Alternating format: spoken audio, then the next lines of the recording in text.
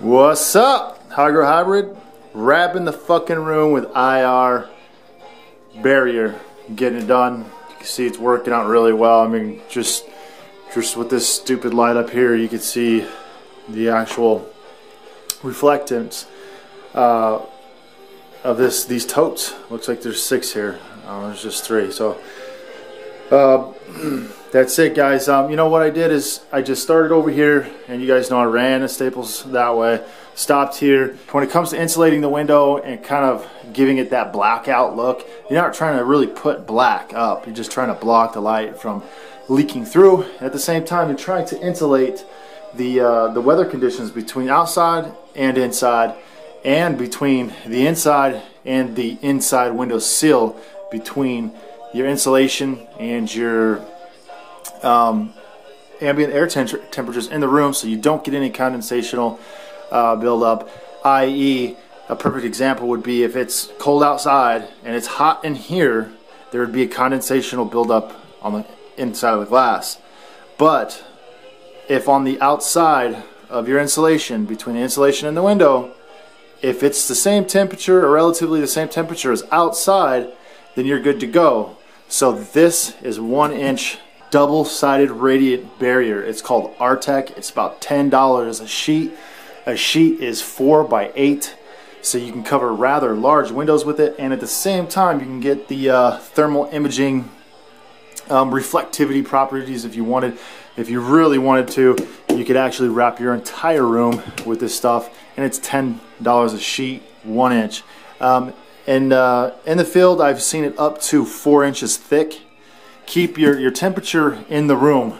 Don't allow your temperature to go past the window or the poly. Some people just put black and white poly up, and that works, don't get me wrong, but that can cause problems and condensational buildup, especially if the window can't breathe and it's hotter in the room than it is outside.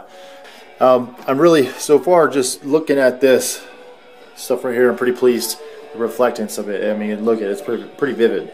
So I can only imagine when this room is lit, we're going to be like one giant light box. At the same time, it looks very easy to clean. All right, let's finish wrapping this room with the anti-thermal imaging reflectant barrier. This shit is pretty heavy duty. I mean, it is construction grade. It's not just grow room stuff. It's pretty thick. You can hear that. So, all right, I'm gonna finish this, and I might need a hand rolling this around the room. All right, we got it done. We have the bottom and the top. The top is 2-inch overlay on the bottom, so it's protected that way. I planned on just stapling it and just leaving it, but I bought the Reflectix tape. I probably wouldn't be using it had I not bought it, but I just bought it because I was there and did not want to go back for anything. So if anything, I'll return everything later. That's kind of what I do. Save yourself some time, guys. I noticed that on some days I could literally spend more time at the building supply store, the hardware store, than I do doing anything else for the day. Running around getting this, or I forgot a nut, I forgot a bolt. Like literally, when I plumbed out the system, I had bought more than I needed. I bought a ton of 45s, a ton of 90s, probably double the ball valves than I needed. I just bought everything because I knew in the end I didn't want to have to go back for anything. And I bought more insulation wrap. I bought more than I needed, because literally you can spend more time back and forth driving, grabbing little bullshit pieces costing you money and gas and time than the shit actually costs you to buy. So when I'm done, I bag it all up and take it all back. No problem. I can't wait to see how well this insulated totes work when I fire up that chiller. Another thing, we're insulating the lids too. So I'm trying to keep it all the cold in. We're also insulating the pipes. I haven't got that far, but we'll go over that here in a minute. Alright, I'm going to get the seam done, and then after that we're going to work on the lids and the pipe. Alright, we got the seam tape on here. It's Reflectix seam tape. It actually turned out quite nice. I like it. I'm glad I did it. Really easy to go on and just kind of rolled right on. Given that it is foil tape, it didn't stretch or obscure too much. Just went right on. After you're done applying your tape, you can take a rag and kind of go over it. Make sure that it's adhered well. And use a rag so you don't cut yourself on the foil tape. Alright, next step is to insulate the pipe. Altogether we have 40 feet of pipe circulating this room, and we're going to insulate the containers and take all that time and initiative and effort to do that. Insulate your pipes as well, because if you're building something like this, by the time you're done you have 40 feet of PVC circle in the room, and it's eventually just going to become hot and it's going to heat up the water. Because I could not find 1.5 inch, I got 2 5/8, and we're using them just like this. Slide this underneath the pipe, and then take another one and slide it over, peel it and stick it, and you're done. You stick the bottom under first. You peel the plastic off of it, then you start at one end, and as you go, you open this up, put it like that, and then pull your plastic back and it sticks like so, and it's a done deal. Alright, back on track. Fucking holidays fucking shit up for me over here. So we got the pipe insulated, the system is insulated, totes are insulated, everything's great. We finally got the duct up. Definitely trying to use some clamps. When you're running that fan full throttle, you're bound to have a blowout somewhere. You don't want all that heat coming back into your room. 12 hours I waited for this 55-gallon drum to fill up with water, but it's finally full. I'm gonna start getting her full of water. Woo! The moment we've all been waiting for. Well, I've been waiting for. It took me fucking dang near 2 weeks or some shit. I've been working on this a little bit at a time. It's just, you know, being a family, man. What can you do? Alright, man. I'm going to wrap it up and get her running, get some air stones in this water. Woo! Now we're rocking. I'm so happy to see freaking air moving in this freaking totes, I'm telling you. Well, I got to work on the nets. I got some pretty innovative shit for that. Stay tuned. Alright, we are done. We're not going to run this tote, and we're not going to run this tote. So let me show you what I did to bypass that. We don't have the plants to run it, so we're not going to run it. Just like so. Pull out a rubber coupling, piece of pipe, basically just bridges this pipe and that pipe together, bypassing the container. So we're running 10 gallons less on the water volume, which makes the chiller 10 gallons more efficient. It's a plus, especially if we're not running a plant there. So what's the point of having water in it? As opposed to this one, I'm going to leave it because I may run a plant about 2 to 3 weeks in. I'd say about between 2 and 3 weeks. I'll put a plant here, and I'll put another 4x net right here, right under this hood. It's actually a 42-inch net, excuse me, 42-inch net, which accommodates the space nicely. It's actually 21 inches on center. This one is also 21 inches on center, so it's a 42-inch net. It's just half a foot short of being 48. So it is done, guys. We are not pulling pressure, or excuse me, we're not going to pull a negative pressure and just do a constant evacuation of the air. We're not going to do that because it's summertime. We need to run an AC, and if we're constantly evac-ing the air, you're just throwing your money right out the duct, right out the window. There's no point in doing that. It's not cool enough outside to be pulling a positive pressure, or pulling a positive pressure. It's not cool enough inside to be pulling a negative pressure to be exhausting, constantly exhausting.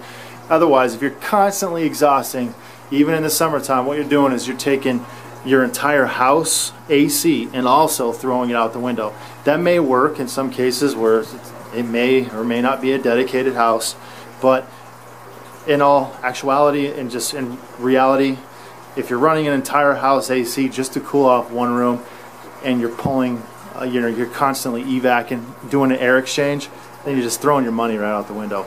The best thing is to run a closed loop, which is what I did up here. This, if you're wondering why I have this rig still, it's because I have the piece of duct here, and in the wintertime we're gonna run it. But right now we're gonna run this. We're gonna run these 4 hoods in the summertime. I can fire up this lamp later. I could even do it right now and still have a closed loop, but I'm not gonna go out and buy another duct, and I don't have a plant to run here anyway. So for this run, we're gonna just close off that rope tote, just leave it as is, bypass it for now. When we have plants to accommodate the space, we'll do that then, and then I'll just run the top of that duct to here, okay, or run the top of that to here, there to there. You kind of get what I'm saying. Kind of like what we did over here. It looks a little complicated. It's only because we're running a hood basically on the other end of the room and trying to revert the air back out. So it all worked. We got what I want to call the Matrix. Welcome to the Matrix. Would you rather take the blue pill or the red pill? Choose one now. I like it. It's a real nice room. Pretty efficient. We have a 400 gallon per hour pump banging away, just full throttle on these totes, and it's circulating really nice. I actually have an inline filter on it as well. It's just a Y trap. I don't know if you know what that is. I'll show it to you later. Pretty common. You see them on any other hydroponic setup. But we have floating scrog nets, guys. Notice no feet. So I can come in here and shoot. Don't have to have no fucking feet in my way, clumping around. Just gives me more space to work. I can get under here and manage a canopy. I don't have to have a foot there, a foot here, a foot here, a foot there, feet in the back. Fuck that shit.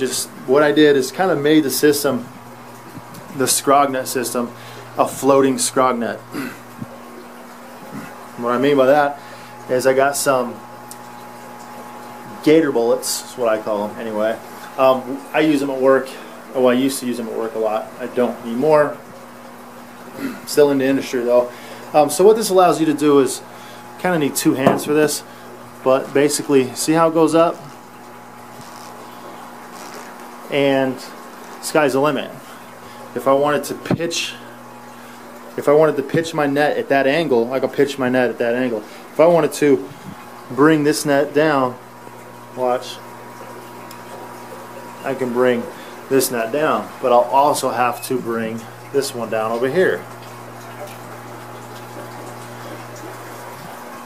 You can do whatever you want. I've heard people say growing like this is better on the scrog nets. I've heard it's like this. I've heard, you know, I run flat nets, parallel to the ground. But you're pretty much able to do whatever you want and have no feet in your way. And you see, you just pull this cable and it tightens up your nets just like that. And the cable goes all the way to the ceiling and is locked into the ceiling just like that. We have a double barrel permanent clamp and an eye bolt. This is a self-tapping eye bolt.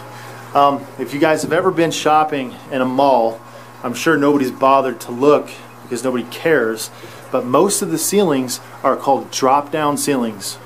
They're usually about, I would say, at least 5 feet, 4 to 5 feet of drop-down ceiling, where they run the conduit for electricity, plumbing, some plumbing, sprinkler systems, and they just push those panels up. This is the same kind of stuff that they use to rig drop-down ceilings.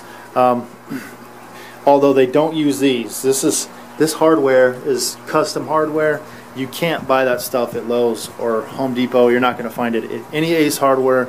So don't go to your local building supply store with a photo of one of these and say, where do you guys have them? They're not going to have them. I promise you they will not have them. That kind of rigging equipment is custom. I want to say each one of these bullets is probably about 30 bucks, and I have 4 of them here, so you do the math. I have more exotic rigging hardware and equipment like that, but it's just stuff sitting in 5-gallon buckets anymore. I don't really use it all that much unless I'm using for my own work, but I'm glad I still had some of it on hand. But you can see that's pretty kick-ass. Floating scrog nets, I'm really liking that. So what I did to get the nets is I wanted to make it a little more diversified than just having a one setting. Right now the lowest setting is 16 inches from the top of the container. Okay? From the top of the container to the net is 16 inches. This net's low now, so that means that on the back of the wall is 16 inches. So I made a 1-foot furring strip to where I can, if I want, I can pull these off or out and unscrew that and unscrew, put it in, screw it to here, which is 6 inches higher. 6 inches higher, so I'm able to go up to 26 inches from the pot. Right now it's set at 16. Typically, I've always noticed when I flower plants, they're always around 16 inches from the top of the pot. They're usually 16 inches tall. So this is that basic setting. If I'm dealing with really big girls, for some reason, and if I need to adjust it, I can always come up 1 foot. It works out perfect. So how did I get those on straight? I use a laser level, and it shoots the laser around the room like so. So you pull it up so you guys can actually see that.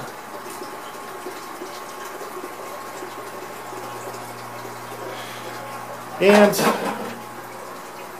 I'm able to come over here to a stud, and each one of these are fastened to a stud, not the drywall. So I can come over here to a stud and zip it in with 2 sheetrock nails to the stud, 2 sheetrock nails, and basically keep these furring strips even across the entire length of the wall without having taken any meticulous measurements using a chalk line or a level or anything like that. It's pretty nice. It's a pretty nice tool to have on hand. But if you like what you see right now, and I really like what I built, build it. I say go for it. That's what I. If you're wondering what those things are on the back wall, they're basically just like those little things that you screw into. I think they're about $1.89 a piece.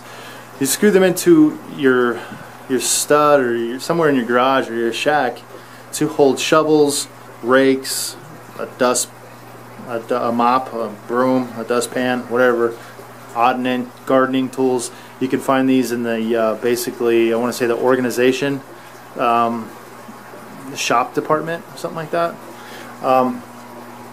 So that's what they look like. I just drilled a hole and screwed them in, and that's how they are in the back. I haven't fastened them completely to the wall yet. I'm going to put a zip tie once I have my desired plant height, and I know that's what I'm going to use. I'm going to go ahead and put a zip tie there to secure the PVC to this basically like a hook cleat. Same thing there, just put a zip tie so it's fastened to the back, and I'll always be able to raise and lower the scrog net if I see fit. The great thing about this is that putting plants in, I could literally, come up and go all the way up with it, or put it down, or I can pull the back of it out, rest it on the ground, and tilt the top side of this back against the wall, and they'll be completely out of my way. We can do that when we're transplanting and harvesting. Those are the 2 times I'd be doing that. And then I can just ease into, scrogging by slowly dropping the net, via these. I'm going to show you how these work if you guys weren't paying attention. push it down and it goes down. Alright, that's it guys. The room's done. We got two AP60s. Everything's insulated. We got our underlayment, our vapor barrier, our carpet. The PVC is insulated. We're running a 1/4 horsepower chiller. We got a 55-gallon drum with 100 gallon per day RO. Always on tap on a float valve right here. If you guys can see, that's a little dark in this closet. It's coming from the pump. It's piped through just like this, goes to the chiller, out of the chiller, and into a filter, back into the control module. That's the lid. We're going to be hanging a Blue Lab Guardian. I'm going to be testing and giving you my thoughts about the Blue Lab Guardians. I'm going to hang a Blue Lab Guardian on the wall for you guys. I'm going to be doing that. I've had some questions about them, so whether or not I use them or like them. So by the end of this grow, I'm going to give you my full insight on that. I just have one thing left to do, is basically take this rubber insulation gasket and put it on this pipe, this return pipe. This is going to be the cold water return pipe to the system right here. Sorry, it looks dark in here. It looks dark on the camera anyhow. So that is it. We are running 7 air stones per container, and we are here to rock this bitch this next round. I'm excited. This room, between personal life and just trying to get this room done, it took me on and off about 2 weeks from start to finish, today being that last day. I would say, yeah, about almost 2 weeks. You know, you got holidays, birthdays, fucking family life. Shit, you can't do it all in a day by yourself. And I'm the only one working on this, so can only do so much at one time. Plus, you got the 9 and 5 that gets in the way. So, but nonetheless, try to take your time in design and building your room, because in the end, it may take you a few more days, but it's going to be that much more pleasing in the end, because you're going to take your time with the design and do something that you like, that accommodates your space, that's custom for your taste, your style of growing, whatever you see, your method. Build your room for you. And that's how I see it. And one thing I really wanted is these floating nets. I did not want any legs on the ground, so they're suspended from the ceiling. These cables go all the way up, if I haven't showed you those already, fastened to the studs. That's the same principle as those drop-down ceilings in stores. Most people don't bother to look up when they're shopping. I do, because I'm a construction engineer. That's what I do for a living. So I'm always checking everything out. Kind of strange, but that's what I'm interested in. So, alright guys, this one was a long one. Sorry it took so long for the build, but it's done. And now that the build is done, and now that today is the 1-month anniversary of HighGrowHybrid.com, I'm going to go ahead and reveal the winner of the Site A scrog contest, the one that we had here 2 months ago. Sorry about that. Originally, the HighGrowHybrid.com was supposed to finish earlier than it did. The website was supposed to be up by 4/20, but it got delayed an entire month, which kind of just offset everything. So originally I intended to, conclude the contest on the website. So being that the website got delayed, everything got delayed. So sorry about that, but now that everything is done, I'm going to go ahead and look through everybody's answers, and I'm going to see who won. I'm looking forward to see who won, and see how close these people got. I think we got something like 4, 5, 6, maybe like 600 guesses. I'm just kind of curious how many people are going to be like fucking this close. Alright, peace out, HighGrowHybrid. Done. Pimp my room. Woo! Haha! We're going to be growing some shit up in here. Oh, by the way, we're going to run 1,000 here, 1,600, 1,600, 1,600s. We're going to be running 600s for the summer. We're just going to run that 1K in the center just to kind of, balance everything out, whatever you want to call it. It's going to work out nice. Peace out.